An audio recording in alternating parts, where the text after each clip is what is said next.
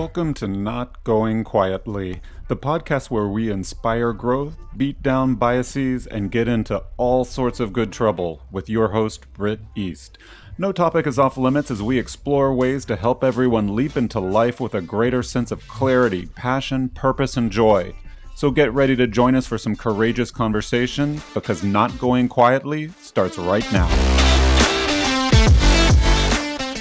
Hey everyone, welcome to Not Going Quietly, the podcast for outraged optimists and heartbroken healers all over the world, where we surface life's searing truths in the name of radical togetherness. I'm your host, Britt East, and I have a fantastic featured guest for you today. So let me introduce you. Jae is a writer, counselor, and fully functioning adult who is definitely not two kids hiding under a trench coat. Based in Chicago, Jae serves as a grief counselor for kids who have lost a parent or guardian, and also volunteers with queer teens and young adults in leadership spaces to encourage their activism and social justice engagement. Jae has a master's in LGBTQ affirmative psychology and is currently pursuing licensure and as a licensed clinical professional counselor in Illinois. In his work with children, Jae has noticed the striking similarities between the way 8-year-olds interact and the way adults communicate. Is that a read? And believes that working with one's inner child can facilitate healing and greater opportunities for joy and connection. As a rule, Jae loves queer stories with happy endings, hates writing bios about himself. Now that's a read, Jae. And is passionate about Ahsoka Tano and LGBTQIA plus joy. Jae, how in the hell are you doing today? Thanks for joining us. No problem. Thank you for having me. It is and I'll throw that like typical therapist question back at you. Like, do you think it's a read? I'm good with therapists because I'm just like cut to the chase. It's like, I think it's a read, but it's good. I mean, I kind of wanted to know what you meant by that, like the striking similarities between the way 8-year-olds interact and adults communicate. I'm like, maybe 8-year-old is doing good. Maybe I would have guessed even a little bit younger. So like, I want to hear more about that. Yeah. Well, no, what I've noticed is that we're all still trying to do that thing that we do on the playground, right? The idea of like taking on roles and which one of us is the leader, which one of us is the smart one, which one of us is, and like we still do all of that in adult spaces. And that's the thing that I've noticed, where people sometimes feel a little bit more comfortable in the background, maybe doing this thing. Sometimes people feel a little more comfortable being the leader, that sort of thing. And yeah, I just noticed how close it is, I can't really think of an example right now. No, I think it was something that sort of like struck me. Yeah, I think that's perfect. I got exactly what you're saying. I had flashes to my days as a child on the playground and my days as a current person practicing adulting, and I agree. It's not that dissimilar now that I think about it. It's like there are these little games that we play, these roles that we play, the kind of primate social structure hierarchy. I mean, it's like, that old thing, everything you ever needed to know you learned in kindergarten. It's kind of a twist on that. It's also, every part of you that you're ever going to be, you became in kindergarten to a certain way. Yeah, that's exactly right. And I love that you use the phrase practicing adulting, because I think that's actually all that we're ever doing, right? Like the idea that like at the end of the day, we all just want friends, right? And so that's something that never changed. That's something that never changed from kindergarten. Mm-hmm. And the only thing that has changed is the fact that we have credit cards now, So that's just sort of my core belief, I think. Oh my God, that is so fantastic. Yeah, you're right. I mean, it's like basically little kids with credit cards. So it's like, it explains a lot about what we're experiencing now in 2024. So what I wanted to talk with you about today primarily is a concept I know you've been writing a lot about and thinking a lot about, speaking about, and that's the inner queer child. What does that concept mean? I suspect a lot of our listeners have never thought in those terms before. So what is the inner queer child? Sure. So we all have an inner child, right? And there's a bunch of programs and books that we can read or do to get more in contact with that inner child. But where the concept for me, the inner queer child, came from was all of the thinking about all of the injuries that we may have suffered while being queer. Hearing our parents maybe talk badly about gay people growing up and having to sort of hide that part of ourselves and having to hide the part of ourselves that loves to express, the part of ourselves that loves to like be joyful and be in that queer joy, and how that has in and of itself sort of turned us into like these misshapen adults because we had to hide that part of ourselves. So we first and foremost learned how to be straight adults, and then the sort of queer part came when we maybe found community, if we have found community. You know? There's so much I want to unpack there. Like, so one of my theories, and you're the expert, so please correct me if I'm wrong and dunk on me if I say something stupid.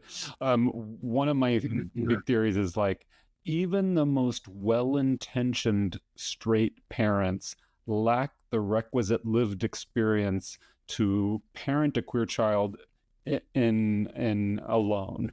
And so it really takes exposing queer children to a wide range of diversity to transmit cultural norms, to model what it's like to be a queer person, especially in this culture which is just saturated in straight supremacy. Like, even if the parents are well-intended and trying their hardest, if they're straight, if they have no lived experience as queer people, the default of society is oriented to straight supremacy. So it's like, you know, in every moment we're not counteracting that, we're experiencing straight supremacy. So as a cute little queer child, you can see, like you alluded to, how the contours of their lives might get a little bit changed. Absolutely. And something that comes up for me a lot is like being Black, for example. I have my Black parents to teach me how to do that. Being queer, how did I learn how to do that? Like, my parents weren't about to teach me. Even the most, like you said, the most well-intentioned parents, they don't have the capacity to teach that to us. It's something that we sort of have to figure out on our own. And if we're doing that as kids, it's a mess, you know. And it's why I've seen, like, especially in queer communities today, we're still sort of trying to figure that out. Yeah, absolutely. And you know, I know a lot of well-intentioned straight parents, and when I say these kinds of incendiary things to them, they get aghast and defensive, as of course they're kind of meant to, because I'm kind of a brat. And you know, they like, well, what do you mean? I love my queer children. I don't judge them at all, but that's not enough, because you're not around them 24/7. They're with peers at school. They're watching media on the internet and television, and they're getting messages of straight supremacy piped into their little brains, if not 24/7, at least a good portion of the day. So we have to counteract that.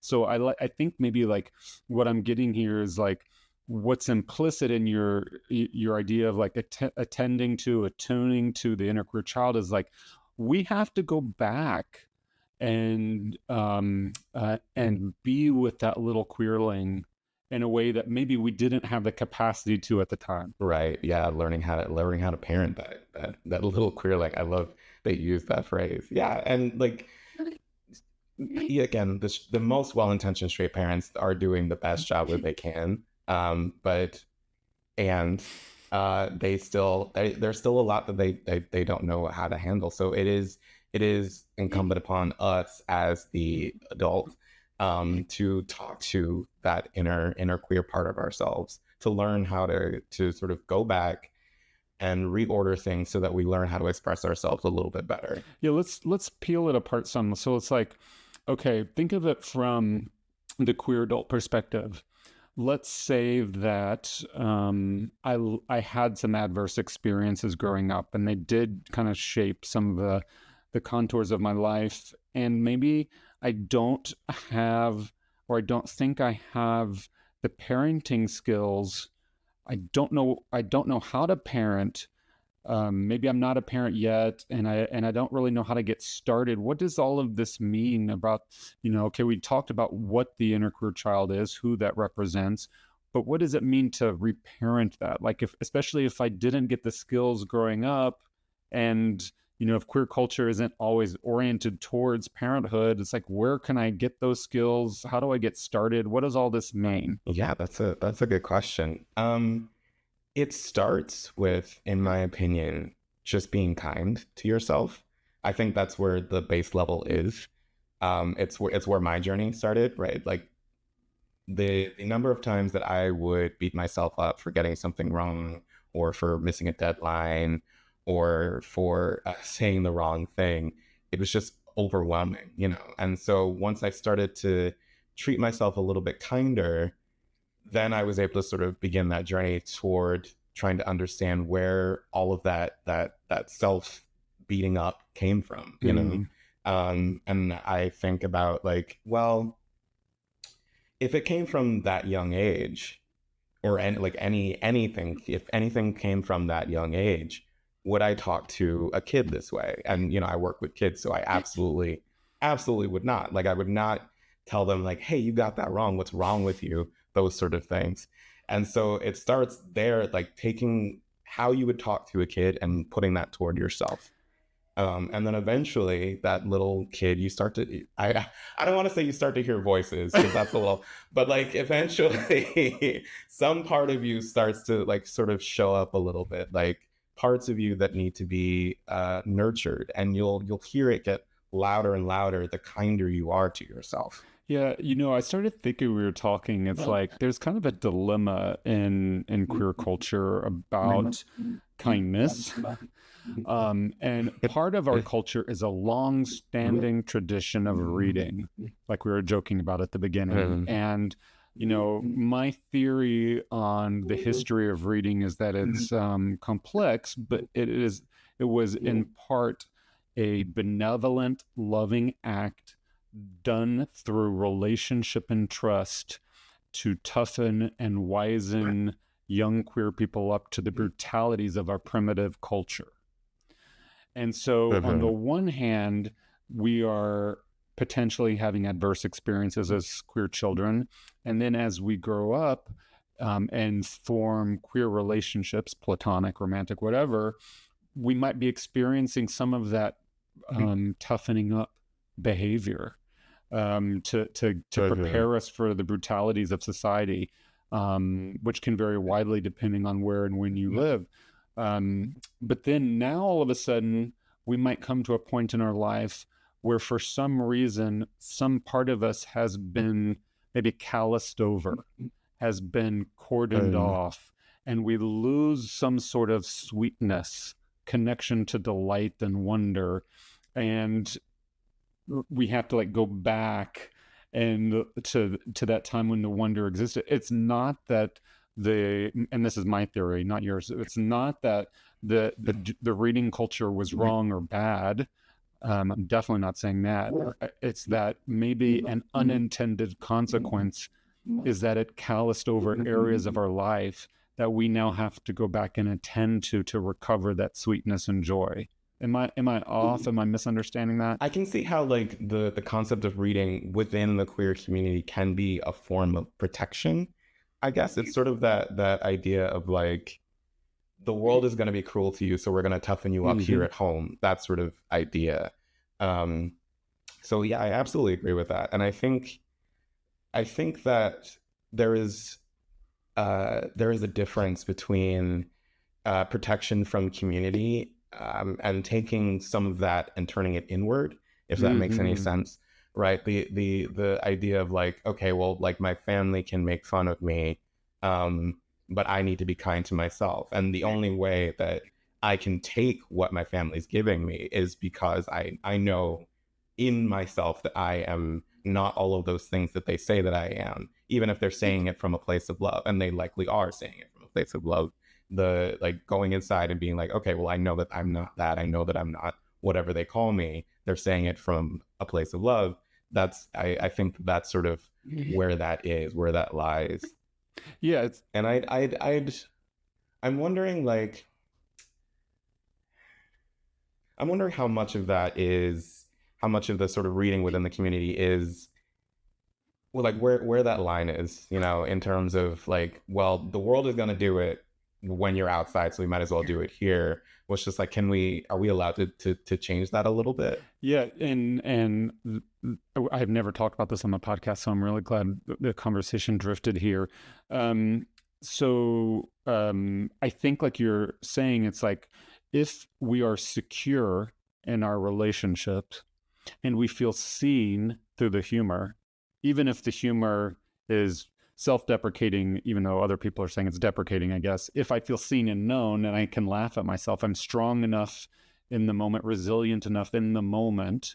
Everybody's reading the room with love, and to laugh at myself, even if it's a biting remark, I feel seen and known, and I think there's a bolstering that goes on.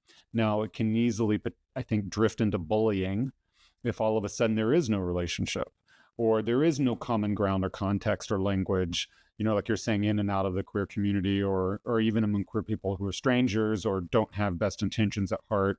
And I think that it's like when I don't feel seen and known by the humor, now all of a sudden I'm just experiencing it as bullying and as being made fun of. And now it's alienating and just another adverse experience for me to kind of lump into this whole epidemic of loneliness that's part of our culture. Yeah, that's interesting that you say that, because I remember the first time I was called out for self-deprecating humor, for like saying something against myself. It was sort of a defense mechanism that I had prior to all of my inner child work. It was a defense mechanism I had, and someone whom I adore so deeply, she called me out on it. I think I was making, like I had met someone and I said, he's like, "Oh, it's great to see your face," and I was like, "Oh, sorry to disappoint." And my friend, who was like, she was standing next to me, she's like, "Why would you say that about yourself?" And she said it with like so much love and so much care that I was like, why would I say that? It was cathartic. It can be, and that's the thing. It can be, and I can see how it can also shift when being overused. It can shift into something that can be toxic, because you start to tell yourself these sort of narratives about like your worth or your beauty or any of those things. And if it weren't for someone who showed me the care that, I mean, not that she treated me like a child, but like who showed me the care of like someone who loves you, I would have never known that I was so deep into the sort of self-deprecating life, I guess, that like it was shocking to people. Yeah, I think a lot of us, before we do this inner journey, this inner work, we reflexively have old tapes that we trot out. And in your scenario, what I'm hearing is kind of like you trotted out an old tape and she corrected you with love and alerted you and attuned you to that, hey, maybe that's an old tape, and then you did the healing work on yourself, like you're saying. So there was an irony there that she didn't instill a new tape, she kind of exposed an old tape. So maybe that's part of it too. But to bring it back to the inner child piece, it seems like, and you started this conversation with kindness.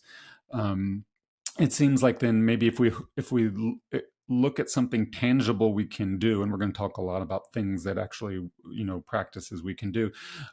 Maybe one of them is to examine all of these old tapes that surface over the course of our lives, over the course of a day, a week, when we find ourselves being self-deprecating, like in your example, Jay, or we find ourselves getting reflected something back to us that's painful or weird or surprising, then maybe that's then the opportunity to go back and think like, okay, where have I repeated this message to myself or heard this message to myself? And then go back and look at what's under that rock. And maybe that's the inner queer child piece, that adverse experience. It's not about the analysis, more about the emotional attunement. Am I on the right track here? Yes, absolutely. It is about that emotional attunement, and it is about how we view, how we reflect upon our pasts as well, how we take those old tapes and carry that into the future, whether they're relevant or not.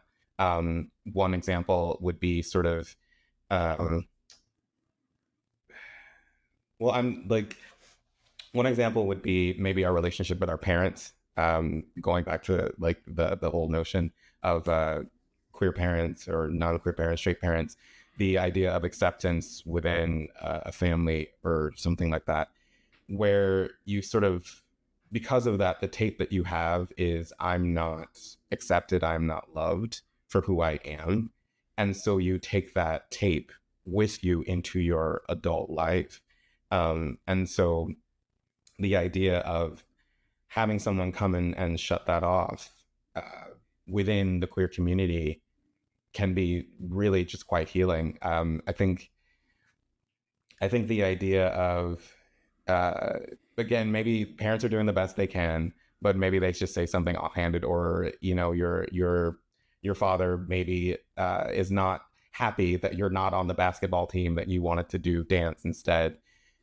There's still that sort of underlying, you can feel it, disappointment there, and that becomes a tape that you sort of carry into your future, into your present, being that adult that's always trying to please because you were never good enough, because you like to do dance instead of did I say football or basketball? I don't remember. But because you wanted to do dance instead of play sports, that tape becomes your present, and it runs and runs and runs. And as an adult, you're still using that tape, still trying to impress people because you're still trying to impress your parents at some point. I don't know if that makes sense, but Yeah. that's sort of Yeah. where I had noticed, especially working with queer kids. Yeah, and there's a famous book in the community anyway that came out in I think it was the early 80s. And it was probably, I haven't read it in decades. It was probably gay centric and maybe even like white cis gay centric. I can't remember. But it was called The Best Little Boy in the World. And the premise was that you had this really high achieving, maybe even overachieving gay man who kind of wondered why I'm not happier. I went to Mhm. Harvard. I have a bajillion dollars. I have a fancy job, blah, blah, blah. I have all the things in life that society tells me I should have. Obviously, this story is not unique to the queer community, but then what makes it kind of more common to our experience is what's under that rock, what maybe the inner queer child work, what got left behind, what got left unattended to as a child that maybe drove some of that intense overachievement at the expense maybe of some Right. other things, even if only inadvertently. Maybe there were some unintended consequences. Obviously, nothing wrong with going to Harvard or having a high paying job or whatever. No shade to Yeah, yeah. Harvard. But it's like, maybe if our life is a series of choices and experience, maybe those choices have intended and unintended consequences. And if we wake up one day and wonder why we are where we are, it could be that some of this inner queer child um, work um, might enrich our emotional life in the present. Mhm. And so I want to dig into some ways that we can nurture our queer child. Like we've talked about kindness, we've talked about kind of monitoring messages. What else? I mean, when I think of child, I think of play. So I'm guessing I'm not an expert in this work, but I'm guessing there's something around play that's involved, or creativity. Nail on the head, nail on the head, because we don't play enough. And that is what most of my work with kids entails, is trying to make sure that they are kids. And I think so many adults can benefit from that. We don't play enough.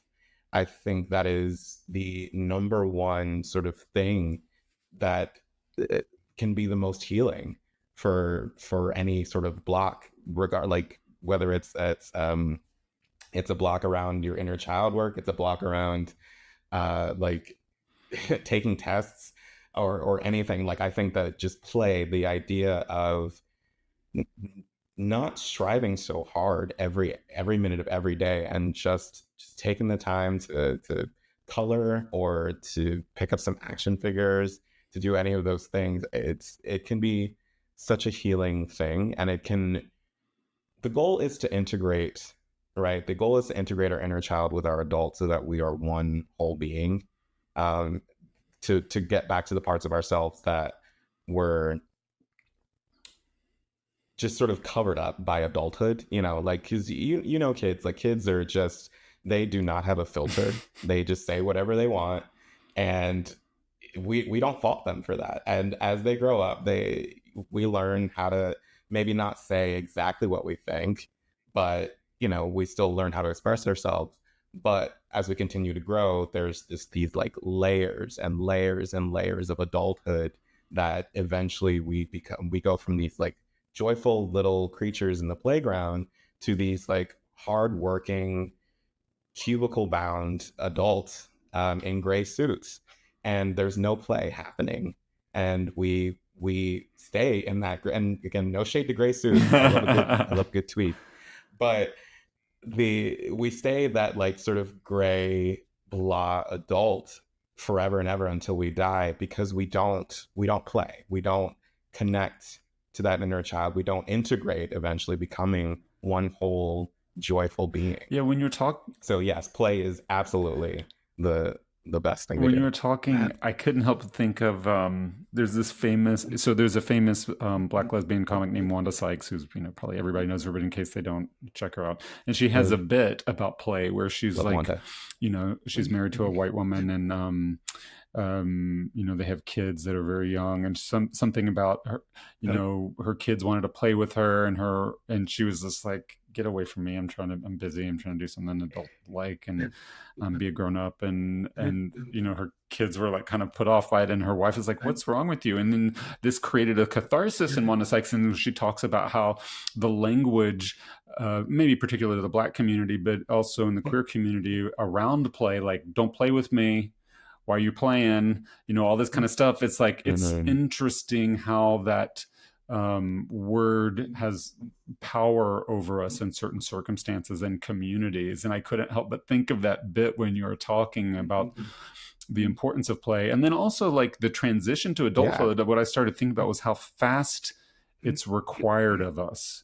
Some of us go to college of some kind after high school, which high school is, you're living at home most of the time. And a lot of us who go to college don't live at home, or if you skip college, then you're moving out of the house in a lot of cases. And all of a sudden, you are, like you said, you are expected to very quickly, maybe even brutally, pick up the cues of adulthood and learn all these things they don't teach you in high school about balancing a checkbook and managing finances and having a job. And, all of a sudden the realities of this zero-sum flavor of our capitalism hit you relentlessly about turning a buck. And so it's really easy to wake up in 20 years and be like, I haven't played in 20 years. So my question, Jay, is like, how do I then go find an action figure? It seems like there's a gap. Like, it's like, or stuffed animal. Like, how do I, if I haven't played, if I've been working my butt off and I'm tired and I'm feeling a little broken and I'm struggling, it's like, how do we, because these can seem like esoteric concepts, inner queer child stuff. So it's like, okay, you gave us some great tools around play. It's like coloring book. Okay, that's something that seems like anybody can grab a coloring book, and have fun with right away. Are there some other things that we can do as adults with jobs that maybe have lost that spark of joy, that are kind of palatable, bite-sized chunks? Yeah, absolutely. I mean, I started with action figures because that was what I did when I was younger. But my advice is to start with whatever your hobbies are, because they don't have to be childlike hobbies at all. They can just be hobbies. So if it's like golf or just running, or just anything that is not for the purposes of making money. And I'll say that anything that brings you joy, that does not make money. In fact, I always say, like, if it starts to make you money, then it's not a hobby anymore. It's something else. I love it. So anything that like brings you genuine joy, that you are already doing, that you already love, because we all have hobbies. So if you're doing that, just keep doing more of that, or rather make it more intentional. Just turn it into something that like I am actively putting into my schedule the same way that I would a work meeting, or the same way that I would a social meeting, because hobbies and social can be two different things. They can also be the same thing. But the same way that you would block out time to do something that is considered quote unquote important, right, by capitalistic standards, you put in something fun that does not make money, that does not make anybody else money, and that may not even make any sense to anybody but you. But it's just a moment of joy. I think that's always the place to start. And again, eventually things start to fall in place after that. I love it. I love it because it's so clarifying. It's like, if I make a dime, I'm not doing it right. That's not play. That doesn't count. It's like you can't monetize your inner child work. You can't be on the grind and do your inner child work. Let's look at it from a different angle. What are some of the types of things that our inner queer child might want to experience? One thing that immediately comes to mind is crushes. I love it. The inner queer child is not necessarily like a 5-year-old. Like, we think about like the inner queer teen, right?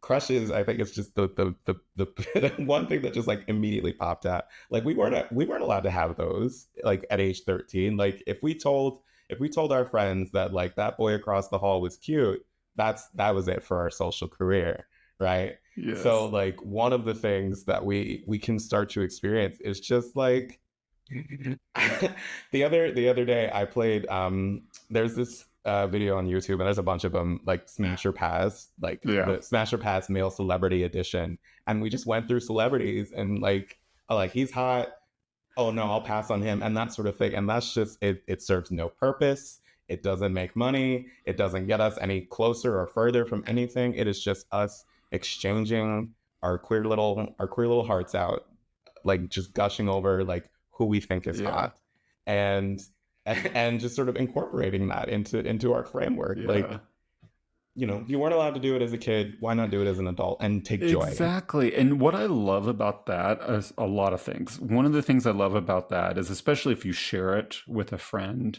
then it becomes, the joy just increases exponentially, and you take up more space in the world as a queer person, even if it's just with another queer friend. I believe in that energy starts to radiate outwards.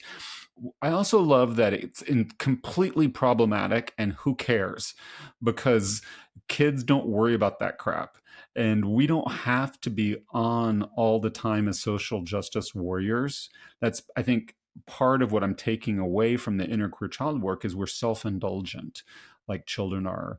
We're self-involved in those moments like children are. So especially in the privacy of our own homes, where the harm is minimized, any inadvertent, problematic stuff we engage in, like, hot or not, or Smash or Pass or whatever, it's like, it's fun. It's like, give ourselves permission to not be on, quote unquote, every second of the day. We can set down our sword and our shield as social justice warriors and just experience some pleasure and fun and joy, and even better if we share it with a friend and laugh with abandon. I like that. I like the fact that you use the word self-indulgence. Sort of, it makes me think a little bit, because how many of us know sort of that person in the queer group who acts like a child anyway, but like in the worst possible way, because they are sort of self-indulgent and like self-absorbed. And so I want to think that there is, I imagine, a difference between that person and what we're going for, because I think it all stems from that sort of disconnect to the inner child, because the person in the group who is just a brat is very well connected to their inner child, but that inner child has no parent, right? Whereas those of us who are just a little bit more like, again, gray suits and in cubicles, we have too much parent. So there is definitely a middle ground. So I do want to make that clear. Like, there is a middle ground. Like, some people are too in touch with their inner child who they don't have an adult. So like, there's definitely there's a place. Right. There's containers and boundaries and all that kind of stuff. And you don't necessarily have to be your inner child at work. It's really great in the comfort of your own home, probably. So how do we learn to recognize our inner queer child when they show up? That is one I'm still sort of sitting with myself. because, well, I'll give you an example. I like to cook. I love cooking, and because I'm getting my license, I haven't had a lot of free time in order to do that. Um, so one day I was just in the kitchen making up something, and I was dancing a little bit, and I felt that sort of like spark of joy there. And I was like, oh, is that my inner child sort of saying something? And I think it absolutely is, because I mean, obviously I need to cook, right? But the idea of like having fun while doing this completely mundane, boring adult thing, there was a connection there. Like, oh, you know what? Like, I need to eat, but why not have fun with it? That's pure integration, right? So it's like it sounds like at least in that moment, some spark spontaneously arose for some reason, some set Mm-hmm. of circumstances, and it's like you recognized it. You recognized the energy, the feeling of joy, maybe, and you gave yourself the space to go with it and laugh at yourself without worry of looking silly. Is that right? Yeah, because kids don't worry about Yeah. looking silly, do they? They just do it. Yeah, the I think to recognize when your inner kid is coming out is it might be something more physical for some people. It's just this sort of feeling of ease, right? The idea that like even if someone's judging me, I'm having a good time. I feel lighter. I feel more full of joy. That I the it's a feeling that I don't feel when I'm doing work or when I'm like hanging out with the wrong people, right? And then you can start to use that when you are hanging out with the wrong people, for example, where you're like, actually, these group of people doesn't make me happy because I'm not feeling that same spark of joy that I feel when I'm doing something I truly, truly Mm. love. And I think it was I think it was Adrienne Marie Brown who said that once you feel that type of pleasure, that type of joy, you don't really want to settle for anything else. Like you sort of have that joyful experience and you go back into the real world and you're like, I don't want to put up with that anymore. And so you start to follow the joy and the Mm. pleasure where that leads you. And you end up leaving situations or places or people that don't shine for Mm. you. I love that so much. What a great example. I started Yep. thinking though, like, what about if we have a lot of hangups and we feel inhibited and embarrassed and just feel kind of tense and anxious? How do we start to dabble with this? Is it do we self-soothe first, or do we just kind of find private moments and jump into the play? Like, how do we get started? Right. How do you mean hang-ups? Could you give Yeah, like me an if I example? feel Like, like like I have had to overachieve because as a young queer person, I thought I had to be 10 times better, quote unquote, than everybody else to get half the recognition or have half the chance of success in life, whatever that meant to me. Maybe I developed over time an over reliance on my work persona and role and adulation. And then as the decades went by, I found myself working all the time. Even when I am Mhm. not at work, I'm analytical, probative, cautious, a little solitary. I'm almost have become like the CEO of my life. And so Mhm. we're talking about something that's maybe diametrically opposed to that. And I can't help but wonder if there's a lot of folks out there thinking like, oh my gosh, okay, well, I can buy the coloring book. I'm kind of down with you there. I can kind of recognize these frequent tapes that kind of come up like we talked about. I can kind of go with the energy. But when I want to consciously cultivate it in a given moment, even in the privacy of my own home, even if it's completely solitary, I might feel stuck or stymied because I just don't know how, that Wanda Sykes thing again.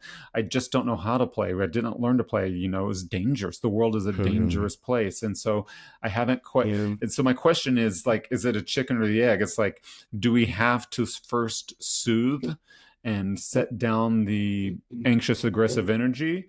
Or do we leap right into the pond as a child might to the deep end with both feet? Okay, well, I'll say to that, something that is probably going to be really difficult.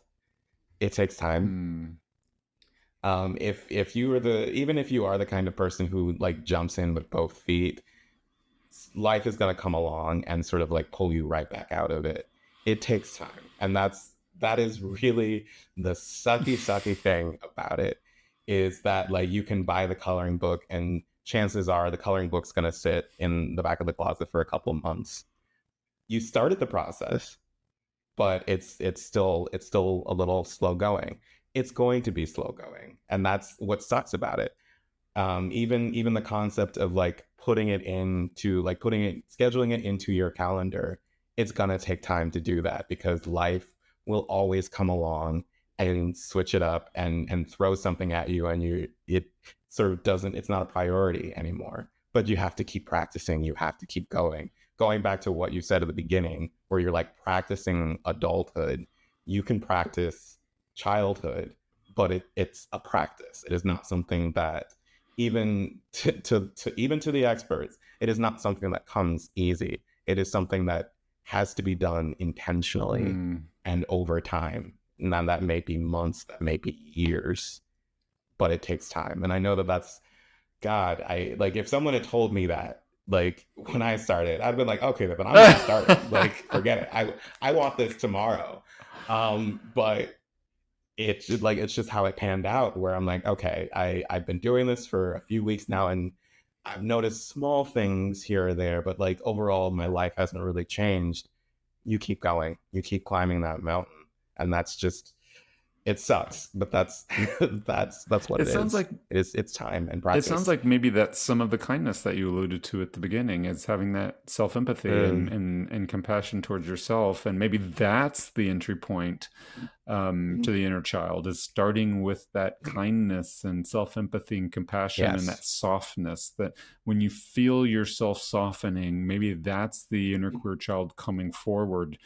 And I noticed, as you were speaking, I was thinking about even how I framed the question. There was kind of the air of implicit perfectionism to it. Like, I want to be really good. I want to get an A at my inner queer child work. How do I get a gold star? Yeah, that's your inner queer child. And so it's like, maybe the softening is a clue that my inner queerling is ready to come out and play. And so I guess my next question to you, Jay, is, it's kind of an esoteric concept maybe to some people, but is our inner child something we need to awaken, or is it some part of us that's always been there? That's interesting. That's an interesting question. I think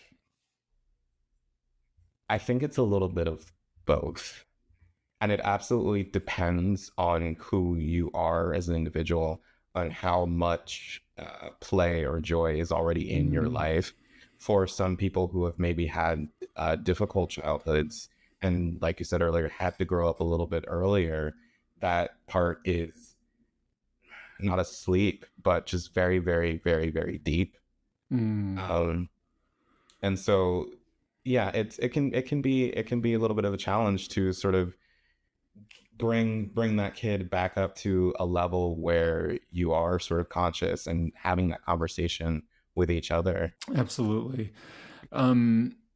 Is connection something we feel or something we choose? I was thinking, like you were talking about, as you were talking, it was almost like reconnecting with a part of myself.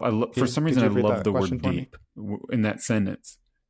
Yeah, for some reason, I love the word deep in the sentence that you had, and I kind of, that kind of struck with me. Are we reconnecting with some part of us? Is that is that connection something that we feel, or is the connection something that we choose?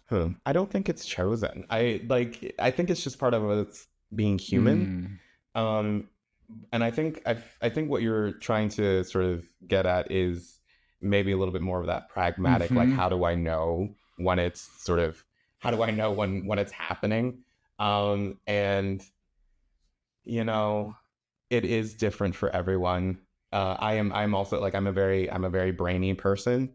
So I had the same question where I'm like, what does that look like? You know, like what does it look like when my inner child is like when is online, you know? And it takes a lot of getting out of your head and into the body. For me, that's what it did. As someone who is as Mm. like in my head as I am, it took a lot of that to understand that connection. And sometimes you're not gonna feel it. You just sort of have to believe it, if that makes Mm. sense. Yeah. Because there is a lot of especially for people who are a little bit more brainy, more intellectual, or more head strong, head heavy. I don't know what the word is. Um, Yeah. you just sort of have to believe that that is working. And I know that that's it sounds very woo, and it sounds very like culty, but on some level, because you're not always going to feel it, but eventually you will start to see it. And there won't be a clear, like, one day you'll wake up Yeah. and it's there. It'll sort of be something that, in my experience, something that happened already, that you're just sort of walking along and realizing, like, oh, actually, I handled that differently than I would have prior to starting this work, you know? Yeah. So I would love to offer you those are sort of like pragmatic, Yeah. like here's exactly when you know it's on. Here's exactly when you know that your inner child work is working. And there's not really a clear answer aside from sometimes you'll just know when it happens, and you have to sometimes believe that it is working because you want it to Yeah, work. I love that example actually, and I don't think it's too woo for the audience. Where I went is like one of the things I love to do is go to the gym and lift weights, and lifting weights is a matter of faith, which sounds weird, Mhm. but it's because you don't see changes quickly in your body. You don't feel changes Yes. quickly in your body, and then as you're saying, randomly, as time goes by, you'll notice that clothes fit a little differently, or you look a little differently in the mirror. And it sounds kind of similar to that, where you might notice the fruits of your labor, but you might also notice the experience of silliness, the sound of your laughter in places Yes. that you hadn't heard it before. So, what are some of the other things Yes. you do to cultivate joy? You talked about cooking and dancing. What else do you like to do to connect with your inner queer child? Me Yeah. personally, well, let's see. So one thing that I had done back when I first started doing inner child work in general, one of my practices was to just go to the toy aisle at Target and just sort of walk through it, So cute. just to look at all the toys that and knowing that like as a grown ass man I could buy any of this because I have my own budget. I could do whatever I want.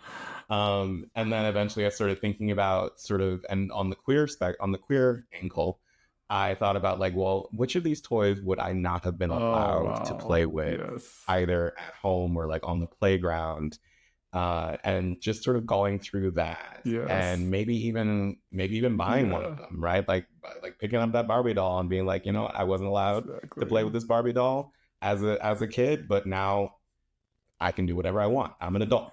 So I'm gonna bring this Barbie doll home and I'm gonna play with it. And like if the cashier at Target wants to say something, whatever, you know, like you're not paying my bills. Exactly. So that's something that I had started doing to sort of cultivate along with the coloring. I have a Disney princess coloring book that I color in. I try to get to every Friday, but it's not Yeah. always, you know, again, life will throw stuff at you. Um, but I have a Disney princess coloring book that I love to color in.